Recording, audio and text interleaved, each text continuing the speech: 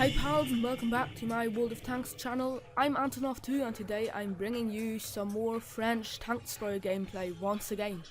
But now I finally got my AMX 50 Foch. This is the tier 9 French TD. And it uses the same gun as the AC MLE48.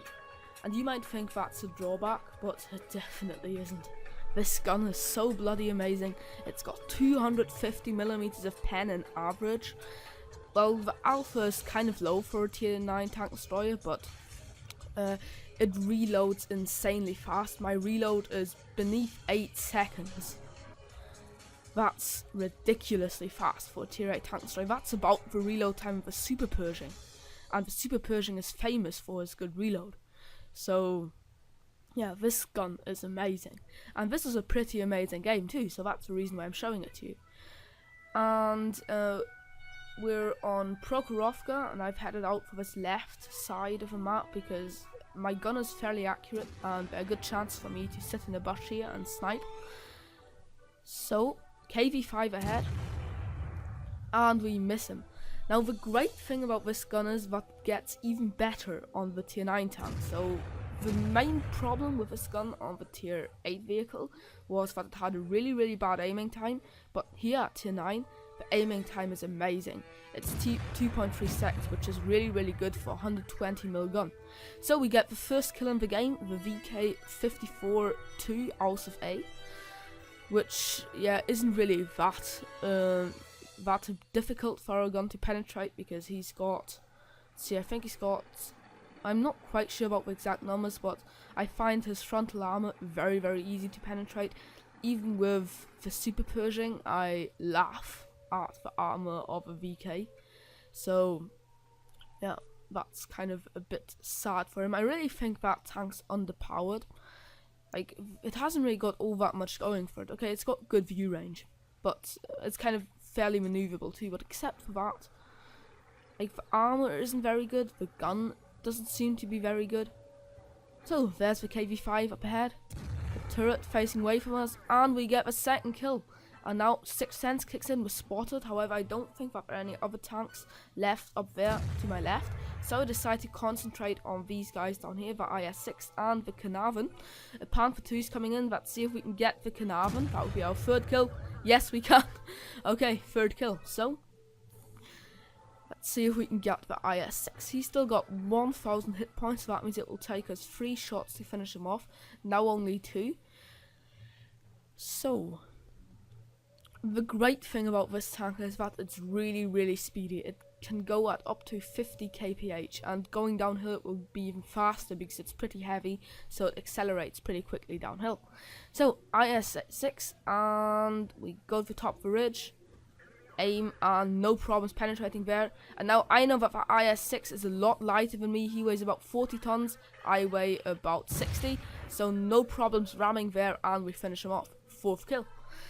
So it's looking kind of good for our team, and I'm going to try to finish off at M46 Patton. He's down on 200 HP now. So all our enemies are snowballing in the base or trying to climb that hill there. So the M46 Patton is dead, so I'm going to try to take that IS-3 out of the game because he's got a pretty dangerous gun. Yes, 5 kills, and this could be a top gun. So T-34. See, what do we aim for? Yes. No eyes on target there, but we still got him. So now he's hiding his whole pretty good gameplay here. However, our .33 accuracy allows us to easily hit this commander's cupola and secure the top gun. So we've still got plenty of enemies left. So let's see, IS. Aim, and hit. Now that wasn't a 600 damage hit, that was about a 400 damage hit, and because somebody hit him before we hit him. So look, 7th kill. And yeah, that's just the kind of the only real drawback with this gun at tier 9, the bad alpha damage. Or, well, the alpha damage isn't bad, it's got 400 alpha damage on average, but for a tier 9 tank destroyer, that's kind of low. I think it's got the lowest alpha damage of any of the tier 9 tank destroyers. But that's really the only downside of this tank. Okay, the side and rear armor is crap, as you would expect it to be on a tank destroyer, but you know, as you can see, this vehicle just simply kicks ass. I've only had amazing games, and I've got piles of replays lined up for you. So, easily penetrate the side of a KV-4's turret, and our allies are capping. So I decide to go for the T-32 because there are a lot of people looking after that T-54 up there. Obviously, we easily penetrate the lower glacis of a T-32, and we missed the second time. I don't think we missed. I think we ricocheted off his gun mantle. So just at the moment, I'm trying to figure out if I can ram him or not, because I'm not quite sure what the weight of a T-32 is. But I decide not to take any risks, I think. Or do I ram him? Oh, I rammed him. Okay. So then now I've got a problem because I can't that ramming, getting close up, decreased or increased the angle of his upper glacis, so I bounced. So that was a bit of a shame, but let's see, you got the kill. But E75 destroyed him, so yeah, good job E75, and that was a very, very funny game. So let's see some after game stats. Yeah, we got 65,583 credits and 1.725k experience out of that game, and obviously our Top Gun. So that was a fairly nice game there. We killed the KV-5, the IS-3, the VK, the IS, the T-34. We didn't manage to kill the T-32. We killed the Canavan and the IS-6. That was, by the way, a pretty funny round on the IS-6 we did there. Damaged quite a lot of enemies. Critted quite a lot. Let's see, what was that? 1, 2, 3, 4, 8 crits. And enabled spotting damage to the T-32 and to the T-54. I guess it isn't a surprise to you that we did best on the entire team, but it was really close. Like, this Type 59 was nearly better for me, XP wise, so he was pretty good. Well, okay, dealing 3.271k damage in a tier 9 game is pretty nice. The T-54 was the best, but there weren't really all that many highlights on the enemy team. So that was a pretty nice game, and we'll just still have a quick look at the detailed report.